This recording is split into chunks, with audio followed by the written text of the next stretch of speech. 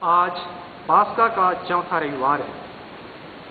आज का मुख्य विषय है भला गडेरिया। भेड़ें उसकी आवाज पहचानती हैं। भेड़ें उसकी आवाज पहचानती हैं। ख्रीस्त में प्यारे मित्रों, दुनिया के लोग प्रभु यीशु और उसके व्यक्तित्व को विभिन्न रूपों में जानते एवं पहचानते हैं। कुछ लोग उन्हें महान पुरुष, महान बलिदानी या गरीब दुखियों के मसीहा के रूप में जानते हैं, तो कोई उन्हें समाज सुधारक, धर्म सुधारक की संज्ञा देता है। इसी प्रकार यदि बाइबल इतिहास की ओर ध्यान दिया जाए तो यह हमें ख्रीस्त के जीवन की गहराई की ओर ले जाता है, जहां लोग यीशु को राजाओं का राजा, इस्राएल का राजा, यहूदियों का राजा, मसीहा, मुक्तिदाता, शांतिदाता, गुरु, ईश्वर का पुत्र, मानव पुत्र, दाऊद का पुत्र, भला गडेरिया, भला चरवाहा इत्यादि नामों से जानते एवं पुकारते थे।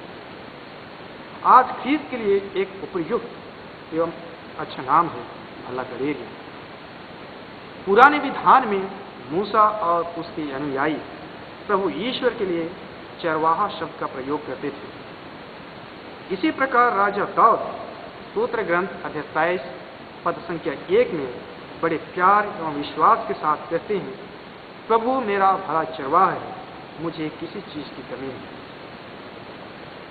मार्कुस सुसमाचार अध्याय 8 पद संख्या 29 में यीशु ने पेतरुस से पूछा, तुम क्या कहते हो कि मैं कौन हूं?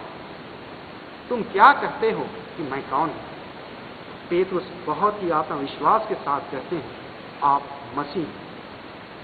क्या ही लाजवाब उत्तर था, क्योंकि पेतरुस का यह जवाब न केवल उनके विचार पर आधारित था, बल्कि इससे कहीं अधिक उसके व्यक्तिगत अनुभव व विश्वास पर आधारित था। एक दिन एक प्रोफेसर ने यही सवाल मेरे लिए दोहराया कि ख्रीस्त मेरे लिए कौन है? मेरा सीधा जवाब था, ख्रीस्त मेरा भला गडेरिया है। यह मैंने क्यों कहा या कैसे कह पाया, इस अनुभव का जिक्र आज के पाठों में विशेषकर सुसमाचार में किया गया है, जहां एक भला गडेरिया और उसकी भेड़ों का सजीव वर्णन किया गया है। आज के सुसमाचार में यीशु स्वयं घोषणा करते हैं कि वे भले गडेरिये हैं, और ये भला गडेरिया न केवल अपनी भेड़ों को प्यार करता है तथा उनकी रक्षा करता है, बल्कि उनके लिए अपना प्राण भी दे देता है। आज का सुसमाचार 4 चीजों का विशेष जिक्र करता है। पहला है, भेड़ अपने चरवाहे या गडेरिये को जानता है। दूसरा, भेड़ उसकी आवाज पहचानती है। भेड़ उसे प्यार करती है और उस पर भरोसा रखती है। भेड़ उसका अनुसरण करती है।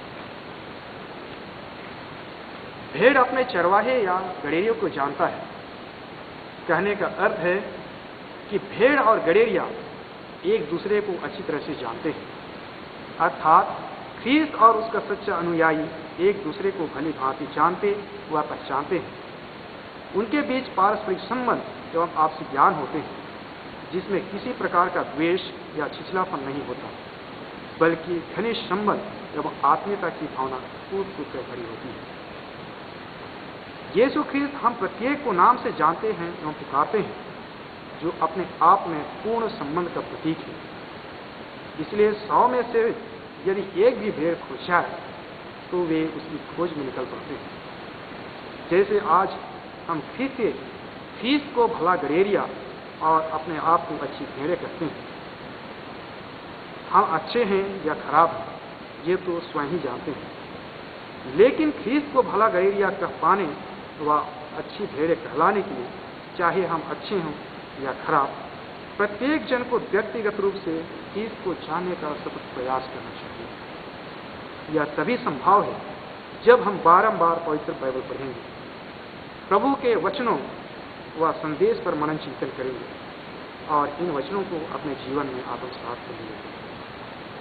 कैथोलिक कलीसिया के महान संत व बाइबल अनुवादक संत जेरोम कहते हैं, बाइबल की आज्ञानता ख्रीस्त की आज्ञानता है। बाइबल की आज्ञानता ख्रीस्त की आज्ञानता है। अर्थात बाइबल के द्वारा ही ख्रीस्त को अच्छी तरह से जाना व पहचाना जा सकता है।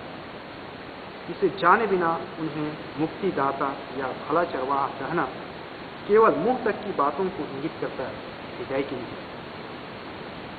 दूसरा तत्व है भेड़ उसकी आवाज पहचानती है। जैसे हम कह रहे थे कि एक भेड़शाला में चाहे कितनी ही भेड़ें क्यों ना हो, वे उन्हें नाम से जानते व पुकारते हैं, और इसलिए भेड़ उसकी आवाज मात्र से उनकी इच्छाओं व भावनाओं को जानती है। आज हम प्रभु ख्रीस्त की भेड़शाला की भेड़ें हैं। वे हमें भी नाम से जानते हैं। हमें चाहिए कि हम उनकी आवाज मात्र से उनकी इच्छाओं और भावनाओं को पहचानें, उनकी इच्छाओं को जानें। आज के पाठ में कहा यह है, जो फाटक से भेड़शाला में प्रवेश नहीं करता बल्कि दूसरे रास्ते से चलकर आता है। जो फाटक से भेड़शाला में प्रवेश नहीं करता बल्कि दूसरे रास्ते से चलकर आता है, वह चोर और डाकू है।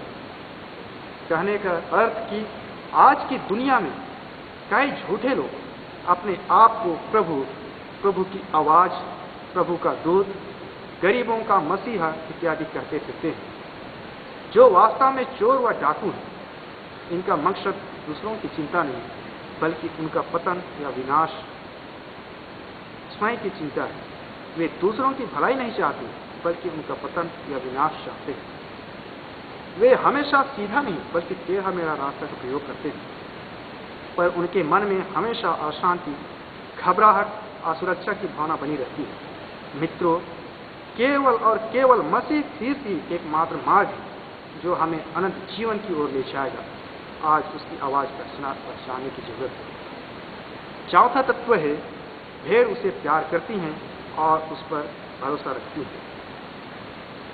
इसे हम एक मालिक व मजदूर या नौकर के माध्यम से समझ सकते हैं।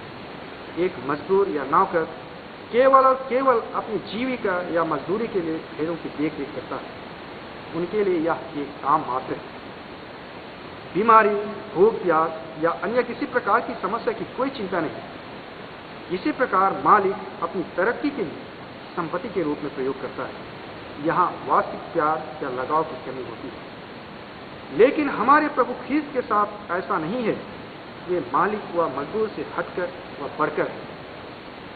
वे मालिकों के मालिक होते हुए भी भले गैरिया की भूमिका निभाते हैं। वे हमें प्यार करते हैं, हमारी सेवा स्वयं करते हैं और इसी प्यार के खातिर मानव को पाप के बंधन से मुक्त करने के लिए उस पर प्राण देते हैं। उनके मानव प्यार व आत्म बलिदान की भावना देखकर दाऊद की तरह आज हमें यह कह सकना चाहिए कि प्रभु मेरा भला चरवाहा है, मुझे किसी चीज की कमी नहीं है। इस प्रकार हम अपना विश्वास और भरोसा ख्रीस्त पर जताते हैं। भेड़ उनका अनुसरण करती है। भला चरवाहा अपनी मीठी आवाज द्वारा भेड़ों की अगुवाई करते हुए उन्हें हरे भरे मैदानी व जल स्रोतों की ओर ले जाता है। प्रभु यीशु हमारा मार्ग, सत्य और जीवन है। वे हमें अपने स्वयं के जीवन रूपी आवाज द्वारा इस जीवन की ओर ले जाते हैं जिसकी हमें आशा है। आज जरूरत है आज्ञाकारी बनकर उनका अनुसरण करना। लेकिन आज की दुनिया में उस भले गड़ेरिए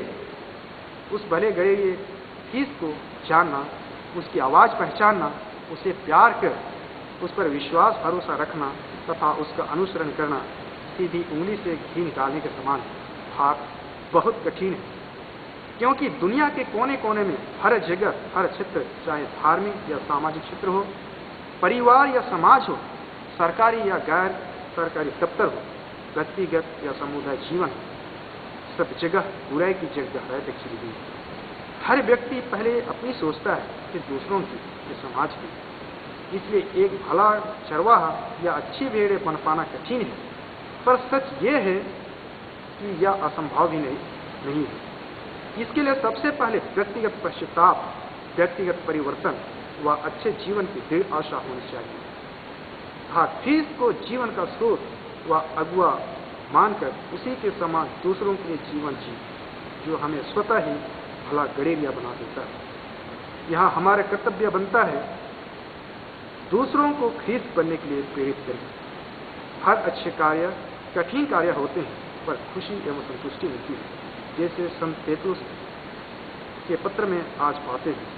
यदि अच्छे कार्य करने में भी आपको दुख झेलना पड़ता है, लेकिन यदि आप इसे धैर्य से करते हैं तो यह ईश्वर की दृष्टि में महान एवं पुण्य कर्म। मित्रों, फिर स्वयं ईश्वर पुत्र होकर भी भला चरवाहा का नमूना पेश करते हुए क्रूस मरण द्वारा दुनिया को पाप से बचाने का महान एवं पुण्य कर्म किया। आइए हम भी पहले अच्छी भेड़ें हाथ अच्छा खींचते बने और इसके बाद दूसरे सभी खींचते और खींचते भाई बहनों के लिए भला नमूना व भला गैरिया बने। पवित्र आत्मा की शक्ति और ईश्वर की आशीष इसमें हमारी मदद करें। हालेलुया।